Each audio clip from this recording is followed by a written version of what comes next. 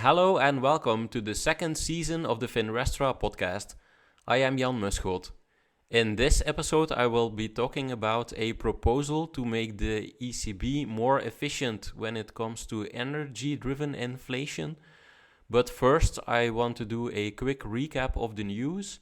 And since it's been almost 4 months since the last time I did a recap, a lot has happened since. So let's dive right in. So first of all, in the beginning of July, the EU Parliament voted in favor of gas and nuclear to be included in the EU taxonomy. Then we also had the euro in the beginning of the summer that dipped below parity with the US dollar. So for a while, the euro was worth less than $1. In business news, Porsche, the car maker, had its IPO on the Frankfurt Stock Exchange, marking one of the largest ever IPOs in Europe. We also had the problems in the UK where the Bank of England had to intervene in the bond markets after long-term bonds went up a lot. And this had all kinds of political repercussions, but yeah, this is not a political podcast, so I leave it at that. In Switzerland, the second largest bank, Credit Suisse, is restructuring, and it's especially going to carve out its US investment banking division, and a lot of people will be laid off. Then, also still in the beginning of the summer, the ECB unveiled its transmission protection instrument, which is basically as interest rates went up, the spread of Italian bonds relative to German bonds also went up. And so they introduced this new kind of bond buying instrument so they can keep the spread in check. And another central bank, not the European Central Bank, but the Swiss National Bank, posted a massive loss of almost 140 billion euro in the first 9 months of the year, which is due to its huge stock portfolio of foreign currency securities. And of course, if we return to the euro area, then we had inflation still going up and a lot more. So we started in January around 5% annual inflation, and the last update, so in October 2022, inflation in the euro area was 10.7%, which is by far the highest in the history of the euro. And for certain countries like the Netherlands, we have to go back all the way to the Second World War to see inflation rates as we are experiencing right now. And this brings me back to the European Central Bank. So for those of you who watch my YouTube channel, you may have noticed that I did a couple of videos on inflation and also ECB interest rates. And in response to inflation, so in the beginning of the year, there was still a lot of talk from the ECB that this inflation is energy driven and it's transitory. But now they have finally raised interest rates since the summer. So we are now in the beginning of November, and since the end of July, the ECB has raised its interest rates 3 times already. So goodbye negative interest rates on the deposit facility, which is now 1.5% and will be higher in the future. But this brings me actually to the topic of this week's or this month's episode of the podcast, which is so central banks are trying to contain this energy-driven inflation by higher interest rates. But it's not very clear that these will work, or there's just not a lot that the ECB, with its current mindset and current toolbox, can do to contain inflation. So if we think back to the last time a French person was president of the European Central Bank, was Jean-Claude Trichet. And right before the financial crisis of 2008, he also raised interest rates. And why was that? That was not because of high gas prices, but because of very high oil prices.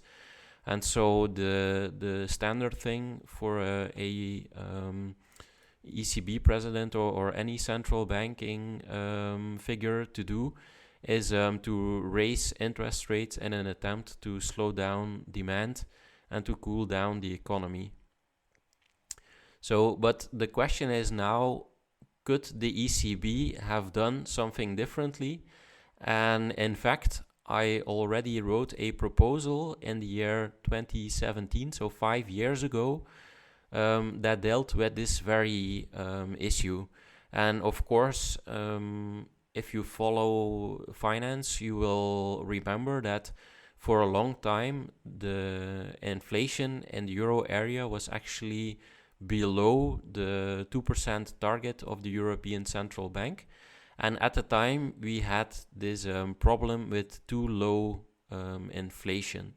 And that was actually a great opportunity to implement my plan that I will explain now.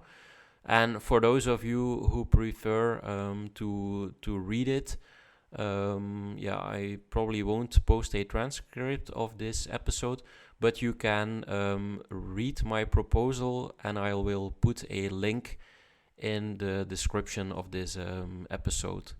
So what was my 2017 proposal, which was actually written for a central banking conference? So the title was Green Infrastructure Bonds with Macro Strings Attached, How the European Central Bank Could Fulfill Its Mandate by Fighting Climate Change. So it combines a number of ideas. So having better macroeconomic policy, so to contain inflation, but also to stimulate the economy at a moment where the euro area inflation was very sluggish, and also invest in renewable energy and be less dependent on foreign imports of fossil fuels. So what is the plan about, or what spurred the idea for this plan? So the countries of the European Union agreed on targets for climate and energy. And by 2030, greenhouse gas emissions should be cut by 40% relative to 1990 levels. And in fact, so this is already 5 years ago. In the meantime, we have the so-called Fit for 55 program or plan of the European Commission. And the 40% target has been made more stringent in that the EU now aims at a 55% reduction of greenhouse gases. And there were also some other numerical targets. And then what role could the European Central Bank play? So, of course, the ECB is responsible for price stability in the euro area, but the ECB could, or also, it's not just price stability. And for those of you who listened to the episode with Nick de Boer, so with the Dutch law professor, I did this episode last season on the secondary mandate of the European Central Bank. And there he explained that actually price stability, while it is the primary mandate of the European Central Bank, it is not the only mandate. So if you look in detail at the European Central Bank's own website, you can find that the ECB should also support full employment and balanced economic growth. So it's not only like dealing with the environment or climate change, but it has a lot of different tasks on paper beyond price stability. So full employment and balanced economic growth are also part of its secondary mandate.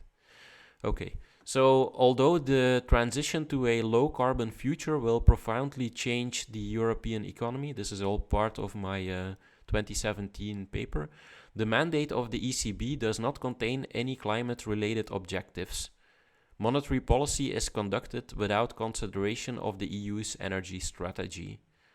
In recent years, the ECB has struggled to fulfill its objectives. Since 2015, the ECB has engaged in quantitative easing, buying securities at a rate of 60 billion euro per month. Yet, the results have been disappointing. Inflation in the euro area has been below the ECB's goal of close to but lower than 2% for years.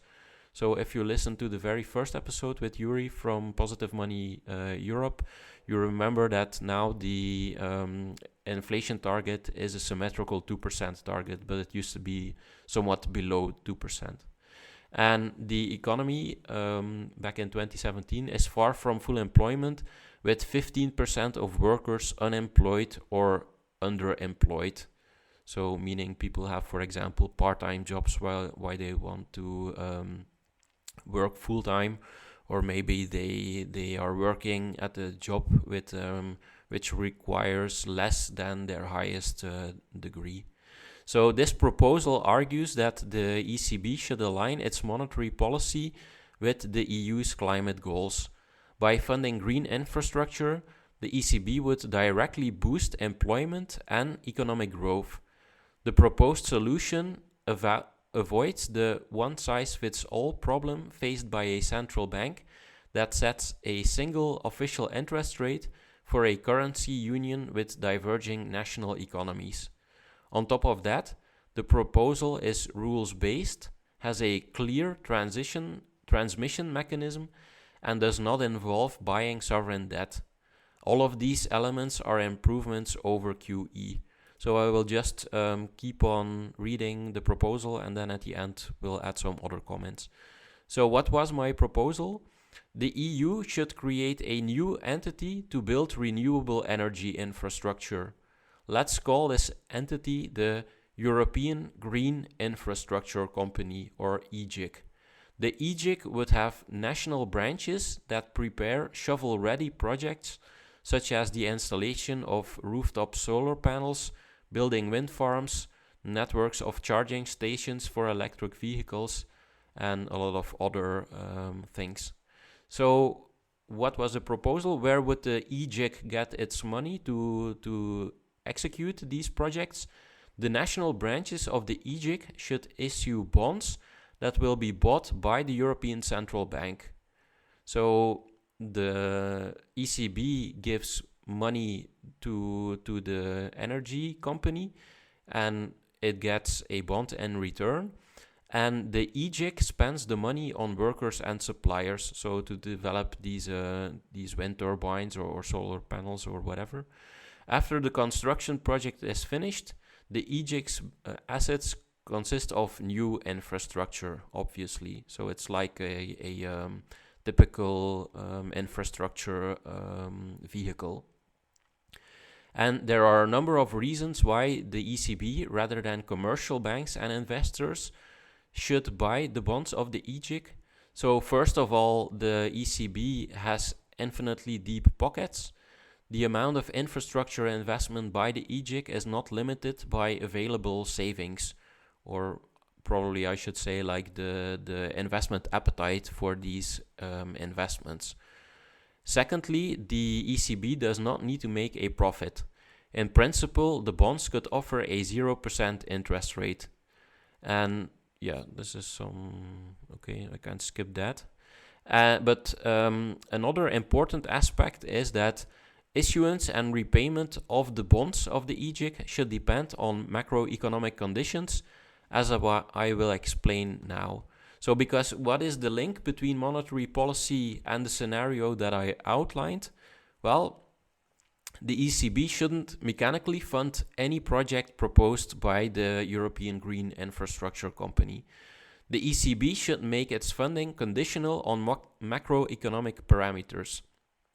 The central bank could specify that it will only buy bonds of the EGIC in a certain country if wage inflation is low and unemployment is higher than a certain threshold in that country. So, for example, suppose that the ECB would buy EGIC bonds if wages don't grow more than 3% per year and unemployment is above 6%. Under those rules, the ECB could have funded infrastructure projects in Germany between the year 2000 and 2010. So because in that period, wage growth in Germany lagged the rest of Europe. So while, for example, in some Eastern European countries or in Greece and Ireland, wages grow quite rapidly in that period, wage growth in Germany was very suppressed. And then after, but after the financial crisis, so since the year 2011, German unemployment has been under 6%, and in that, since that time, I would not suggest, or the EGIC would no longer launch new investments in Germany, because in that period of time, unemployment was very low. Now we can contrast that with Spain. So prior to the year 2008, wage growth was very robust in Spain. And then, of course, the ECB would not fund green infrastructure in Spain, even though the unemployment rate was above 6%. But if we observe that wage growth was very high, it doesn't make a lot of sense to add more demand for investment in the country. But then Spanish unemployment figures rose sharply after 2008, so because the real estate bubble burst, while wages stagnated. Thus, the Spanish EGIC branch would have qualified for ECB funding as a crisis hit. So imagine that all of the unemployed builders in Spain, instead of just being unemployed and stop working because there's no demand for new houses or new villas or new airports, that they could have used these workers and their equipment to build, for example, new wind farms or other infrastructure, how much better off the euro area would be today. So this proposal of the European Green Infrastructure Company funded by the ECB has both inflationary and deflationary aspects. By competing for workers and resources, investments by the EGIC are inflationary. So this is standard economics, like the more demand for stuff, the more prices go up. At the same time, an abundance of renewable energy will keep energy prices down. So imagine having plenty of renewable energy right now in 2022 and be much less dependent on fossil fuel. So as long as the ECB is meeting its inflation target, the EGIC could reinvest its profits. If inflation is too high, the ECB could reduce aggregate demand by no longer buying new EGIC bonds. And of course, this also implies that the EGIC then stops new projects at a time when inflation is too high. And that doesn't mean there shouldn't be any more green investments, but then either the government or the private sector could pick up the slack. In a second step, the central bank could demand a gradual repayment of the EGIC bonds in its portfolio. This would drain money from the economy, which should cool inflation. And of course, as the bonds are repaid, the assets and also the liabilities of the ECB would go down, and it would shrink the balance sheet, just as the ECB is now trying to shrink the balance sheet by raising interest rates and also expecting banks to repay the loans that it took. But yeah, I'll talk more at the end of the episode about that. So what are the benefits from my proposal? First of all, it's counter-cyclical. So we don't want the ECB to create inflation when inflation is too high, and also we don't want them to add to unemployment when there's not enough demand in the economy. So in the early 2000s, interest rates were too high for Germany, And at the same time, the same rates were too low for Ireland and Spain, which experienced real estate booms. As illustrated by the examples of Germany and Spain, the proposal of ECB-funded green infrastructure bonds is inherently counter-cyclical. Economies with high unemployment get a boost, while investments in renewable energy will make the receiving countries more competitive. They can attract companies with modern infrastructure and cheap energy. A lower demand for imported fossil fuels will improve the trade deficit. So this was already 5 years ago. Imagine we had done that and be much less reliable on Russia or any other foreign countries for our fossil fuels. Because workers on EJIC projects will have a higher income than if they are unemployed, the investments also lead to a multiplier effect. So this is just standard economics. In return for helping the EU as a whole to reduce its carbon emissions, the resources of the EJIC would be deployed in locations that suffer from an economic dip. No region, however, should envy the EJIC investments, as everybody benefits from them. So, for example, if there would be less demand right now for gas from Italy, there would be more gas for the rest of Europe. Unemployed workers would get productive jobs. Competitiveness in lagging countries would be spurred by investments rather than the grinding internal devaluation through high unemployment. And maybe I should add that the European Union now also has a lot of these structural regional programs.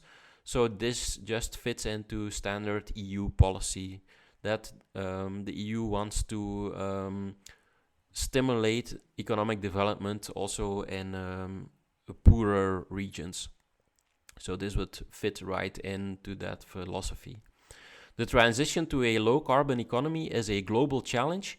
Adding climate targets to the mandate of the European Central Bank could be a template for the rest of the world.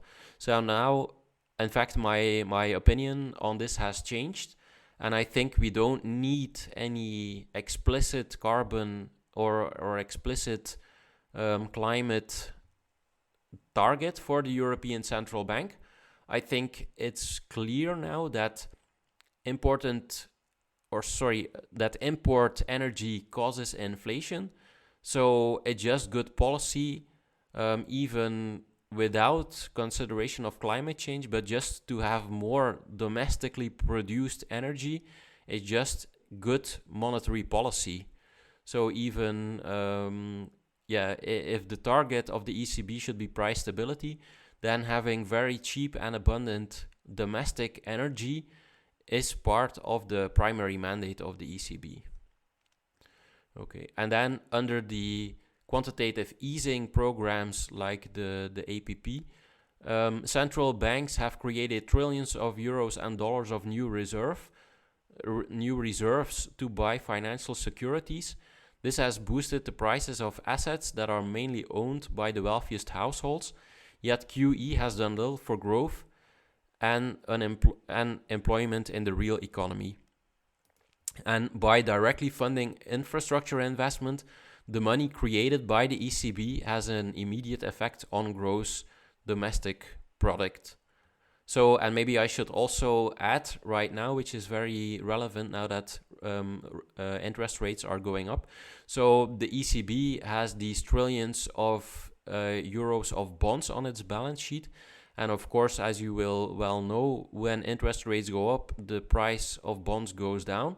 And now the ECB has paper losses of, I don't know how much, but it will be hundreds of billions of euros. While if they would have invested in this green infrastructure, they could have made a nice profit if they would have acquired part of the equity of the European Green Infrastructure Company, because the producers of fossil-free electricity are making a lot of profit right now. So of course there are lots of possible objections, but I think I countered this already in 2017. So is it legal? So you might say that the purchase of EGIC bonds by the ECB would violate the prohibition of monetary financing. The never implemented outright monetary transactions program of the ECB was attacked by this argument, but the ECB argued that the OMT, outright monetary transactions program, was a necessary and proportional monetary policy measure for maintaining its price stability objective.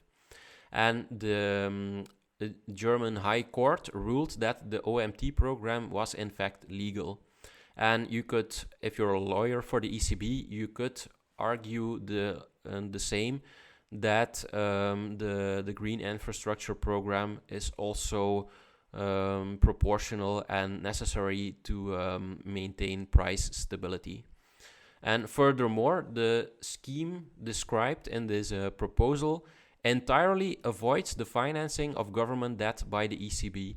So while now the ECB has trillions of bonds of all euro area countries on its balance sheet, in my proposal there's no need to buy government debt, and yeah, because you invest in this EU-owned infrastructure, there's no funding of, for example, Italy or Germany or Greece. So we just roll out a lot of infrastructure, but we don't support any national governments. But of course, thanks to the fact that there's investment in, for example, in Greece or in Italy or in Spain, then those countries will have higher employment, higher tax revenue, less people depending on unemployment benefits. So I think this is, that's why I made this proposal, which actually, in my opinion, respects more the treaties of no government funding. So while the bond buying by the ECB has proven to be very ineffective and has now caused massive losses on its balance sheet. And then, of course, there are also always the question that these government or these public programs, won't they lead to wasted resources? So that's always the risk that they will turn into these. That they will turn into these boondoggles. So that's why we need to set up a European organization with professional managers and auditors, and the international controls should prevent cost overruns, shoddy implementation, and outright corruption. And will it work? Well, the economics of the proposal is pretty straightforward, and there's also historical proof. Like if you go back to the 1930s, you had this central banker Hjalmar Schacht in Germany, which financed the rearmament of Germany with something called MEFO bills or MIFO bills. So the scheme worked like this. So the German central bank bought promissory notes from the MEFO company, which would use the cash to buy weapons. And this policy stimulated employment and economic growth without causing inflation. But of course, my proposal isn't to fight a war, but to fight climate change. And in fact, imagine like if the ECB would have done something like this right after the financial crisis.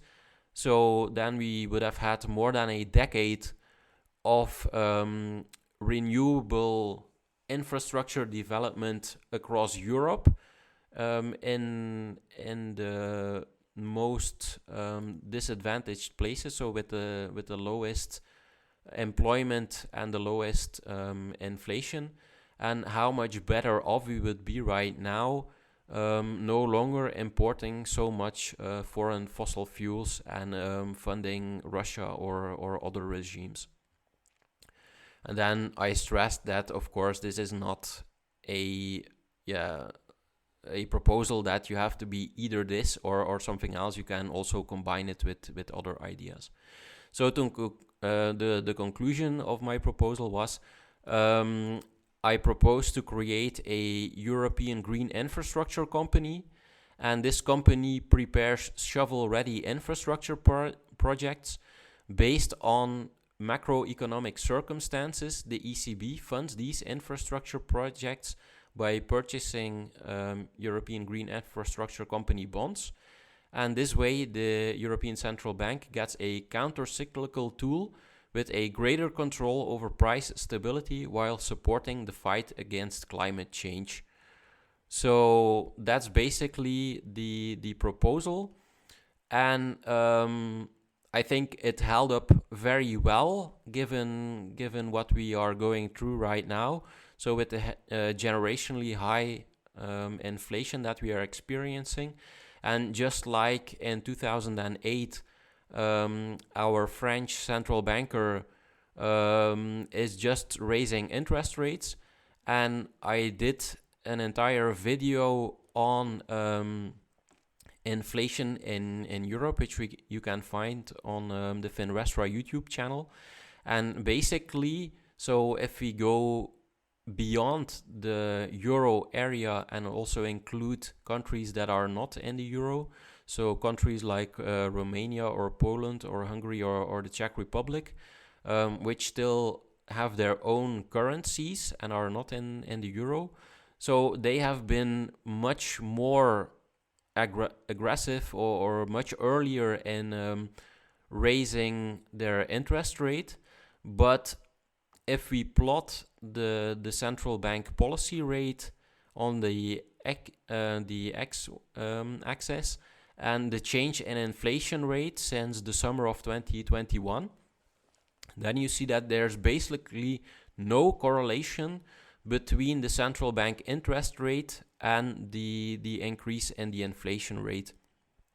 So even within the euro area, there are huge differences between countries. So like the Baltic countries like Estonia are experiencing a rise in inflation of more than 20%, while countries like France and Luxembourg had a quite modest increase in inflation. So, I mean, there could be reasons to finally say goodbye to the negative interest rates, but as a tool to contain inflation, this is very dubious, or it's not clear that it's going to work. While in a scenario where the ECB would have had plenty of renewable energy developed, now we would be much less dependent on foreign fossil fuels, and we would be much further in the transition to a zero carbon economy. And also, as part of my research that I did in the summer, you can see that what is actually driving inflation in Europe, so Europe broadly defined, so all the EU countries, but also countries like Iceland and Switzerland and the UK. So what is best correlated with the rise in inflation is the energy intensity of the economy. So if you have an economy that needs a lot of energy, a lot of joules, so megajoules of energy to produce a euro of economic output, you can see that the most energy intensive countries tend to have the highest inflation. And the countries with the lowest inflation are, for example, Switzerland, which is very rich. So energy is less relevant in its economy and also the spending of consumers. But it also has a lot of renewable energy with its hydro plants like with dams. And it's even more striking with Iceland, which uses a lot of energy for its aluminum industry, but the rise of inflation is very low, and that's because all of the electricity in Iceland is generated by renewable sources. So it's from geothermal or with hydroelectric power. And they kind of escape the super high rise in inflation that we are seeing in continental Europe. So these are my arguments for why the ECB, as part of its primary mandate of price stability, should have developed green or renewable energy, and we would be much better off, both in terms of inflation and also even from the standpoint of the balance sheet of the ECB. So instead of having huge losses on the bond portfolio, which has supported governments, like you remember from the news where I said that they unveiled the transmission protection instrument. It's once again to contain the borrowing costs of countries like Italy. But in my proposal, there's no need for these supports of governments if we had just invested in this counter-cyclical program. And so, if you want to read everything, I will put the link to this 2017 proposal in the description, and also links to a number of YouTube videos that I made on inflation and also the ECB's interest rates. So this has been the first episode of the second season of the Finrestra podcast, and I plan to do a episode once per month now. And because last season I was still finding like the best way how to do this podcast with interviews or with very short pieces or longer form. But now I think I will continue to grow the podcast first based on my own research and to tell you or to give you a deep dive of what I've been doing. And then maybe later on I can bring back some more interesting people to interview and to talk about their work. So thanks for listening, and till next time.